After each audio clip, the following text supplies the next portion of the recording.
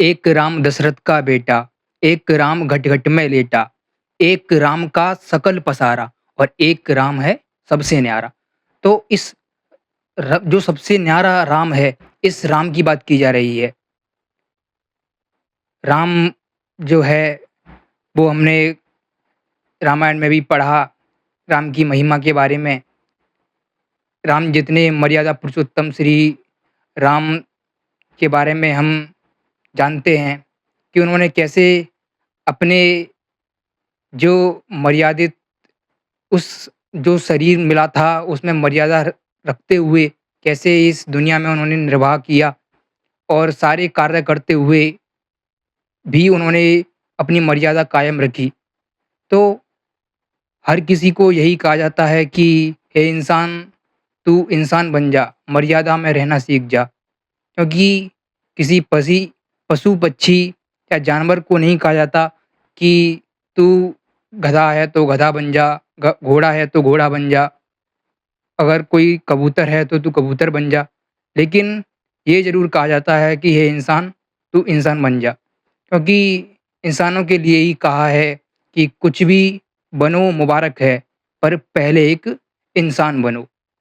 क्योंकि इंसान में अगर इंसानियत वाले गुण नहीं होते, तो फिर वो इंसान कहलाने के लायक भी नहीं होता। हम अगर बुद्धि का इस्तेमाल करते हैं, तो बुद्धि तर्क भी उठाती है और संदेह भी करती है। लेकिन बुद्धिमान कौन होता है? बुद्धिमान वो नहीं होता जिसका आईक्यू लेवल तेज होता है, बल्कि बुद्धिमान वो होता है जिसके अंदर ईगो, अहंकार जो है वो निरंतर कम होता जाता है। या यूँ कहें, जब अहंकार ही पूरे रूप से शून्य हो जाता है, तब जागता है विवेक। और विवेक कैसे मिलता है?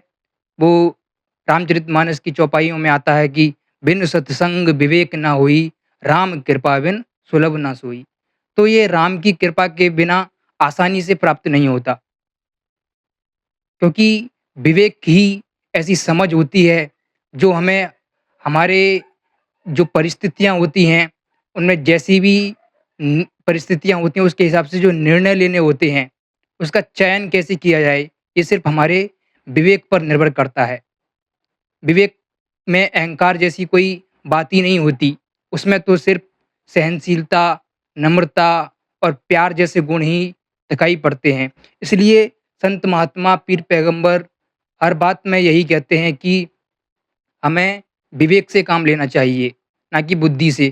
क्योंकि बुद्धि अक्सर हमें डावाडोल कर देती है, कभी शंकाएँ उठाती है, तो कभी-कभी हम अपनी बुद्धि से इतने लाचार हो जाते हैं कि अपने बुद्धि के बुने हुए जाल में खुद ही फँस जाते हैं। तो इस बुद्धि को कैसे काबू में लाया जाए, यही सत्संग में सिखाया जाता है। क्योंकि सत्संग सिर्फ़ भजन कीर्तन करना और सिर्फ़ जाना और आना, सिर्फ़ यहीं तक सीमित नहीं होता। सत्संग का अर्थ होता है कि हम अगर जा रहे हैं, तो हमारे अंदर कितना बदलाव आया है। अगर वो बदलाव हमारे अंदर आ जाए, तभी सत्संग हमारे लिए सार्थक सिद्ध होती है। क्योंकि सत्संग करते-करते हम ना जाने कितने वर्ष बिता देते हैं और कभी-कभार हम सुनते भी हैं कि मुझे सत्संग जाते हुए 20 वर्ष हो गए, 15 वर्ष हो गए, पर मुझे शांति नहीं मिलती। अब शांति मिले कहाँ से? क्योंकि शांति मिलती है सिर्फ़ विवेक से। अब विवेक नहीं जगता, तब तक शांति मिल ही नहीं सकती, क्योंकि हम अपने बुद्धि से शंकाएँ उठाएँगे और बुद्धि के जाल को ही बुनते रहते हैं। अब बुद्धि का जाल तो एक असीमित रूप से चलता ही रहता है, कभी खत्म ही नहीं होता। इसलिए तो संत महात्मा यही कहते हैं कि अपने चित्त पर संयम रखो। अब चित्त पर संयम तभी रखा जा सकता है, जब हमें कोई जनाने वाला या बताने वाला मिल जाए। अगर हम उसकी राह पर चलना सीख जाएँ, तो उसके लिए भी हमें अपने अहम को शून्य करना पड़ेगा। क्योंकि जब तक हम किसी से कुछ सीखने जाते हैं, अगर हम अपनी मैं को नहीं छोड़ के आते, तो कुछ सीख भी नहीं सकते। एक पानी से भरा हुआ घड़ा अगर रखा हुआ है, हम उसमें और पानी भरें, तो वो उसमें टिकेगा कहाँ से? क्योंकि वो पहले से ही भरा हुआ है, तो बाहर तो छलकेगा ही। इसी तरह से हमारी बुद्धि पहले से अगर भरी हुई है, तो उसे हम कितना भी समझाएँ, लेकिन वो भरेगा ही नहीं। वो अपने अंदर जो संयम नहीं हो पा रहा है, उसे ही उगलता रहेगा और उसके बारे में ही शंकाएँ और ये सब प्रश्न करता रहेगा। क्योंकि हम अपने मन को नहीं समझ पाते। हम बाहर की दुनिया खूब देखते हैं, हम इधर-उधर की बातें भी खूब करते हैं, लेकिन कभी हम शांति से बैठकर अपने मन की तरफ नहीं देखते। हम सोचते हैं कि हम सुबह-सुबह ध्यान लगाएँगे तो परमात्मा मिल जाएगा, हमारा मन शांत हो जाएगा। लेकिन ये नहीं सोचते कि दिन भर में हम जो भी क्रियाकलाप करते हैं, वो सब ही ध्यान होता है। क्योंकि अगर हम होशपूर्वक हर एक काम को करें, तो हर एक काम में ही जो परमात्मा का एहसास होता है, वो हम कर सकते हैं और बड़ा आसान भी है और कठिन भी है। क्योंकि ये संत मार्ग जो होता है, बड़ा ही तलवार पर चलने जैसा होता है। जैसे कोई चींटी तलवार पर चलती है, ऐसा ही होता है। हम अपना ध्यान खो देते हैं, तो तुरंत हमारा ज्ञान भी खत्म हो जाता है। हमारा ज्ञान उस क्षण काम नहीं आता, जिस समय हमें बड़ा क्रोध आता है। ऐसा क्यों होता है? क्योंकि क्रोध की अग्नि जब हमारे अंदर प्रज्वलित होती है, तो उस समय हमारा विवेक जो है वो जगा नहीं होता। अगर विवेक जगा हो, तो हम उस क्रोध के रूप को भी संयमित कर सकते हैं। इसीलिए संत महात्मा जितने भी आए, उन्होंने सबको यही कहा कि हे इंसानों, प्यार करो, क्योंकि ये प्यार ही है जिसे कहा है कि love is God, God is love. प्यार ही भगवान है और भगवान ही प्यार है। लेकिन ये प्रेम क्या है, ये जानना बहुत ज़रूरी है। किसी शख्स ने एक संत से पूछा कि महात्मा जी, प्रेम क्या होता है? तो उस संत ने बताया कि आप ज़्यादा बिज़ी तो नहीं हो? कि नहीं। तो बैठिए, गौर से सुनिएगा, एक कहानी सुनाता हूँ। तो फिर उन्हें बैठाकर बताने लगे कि एक बच्चा होता है और एक वो हमेशा एक पेड़ के पास खेलने जाता है। उसके पास पेड़ से इतना लगाव हो जाता है कि वो बचपन में प्रतिदिन उसी के पास खेलने आया करता था। वो पेड़ बड़ा खुश होता था कि मेरा कोई अपना है जो मुझे रोज़ मिलने आता है। तो वो पेड़ के साथ खेलते-खेलते जब बड़ा हुआ, तो जब उसकी उम्र हो गई शादी के लायक, तो उसकी शादी भी करा दी गई। और जब शादी हो गई तो बच्चा पेड़ के पास आना बहुत उसका कम हो गया। पेड़ बड़ा नाराज़ होने लगा, बड़ा मायूस-सा रहने लगा कि जो बच्चा मेरे पास खेलने आया करता था, वो अब क्यों नहीं आता? तो एक दफ़ा जब वो बच्चा उधर से ही गुज़र रहा था, तो पेड़ ने उससे पूछा कि, "बेटे इधर तो आओ।" तो वो वहाँ पर आया कि, "बेटे एक बात बताओ, जब तुम छोटे थे, तब तो तुम रोज़ खेला करते थे मेरे पास आकर, लेकिन अब क्या हो गया? अब क्यों नहीं आया करते?" तो वो बच्चा कहता है, जो कि अब किशोर हो गया था, कि अब मैं तुम्हारे पास क्या लेने आऊँ? मुझे पैसों की ज़रूरत है। मुझे विदेश में जाना है, पैसा कमा कर लाना है। अब तुम मुझे क्या दे सकते हो? मैं बच्चा तो नहीं हूँ, जो मैं सिर्फ़ तुम्हारे फल ले लूँ और अपना पेट भर लूँ। मुझे अपना परिवार का भी पालन-पोषण करना है।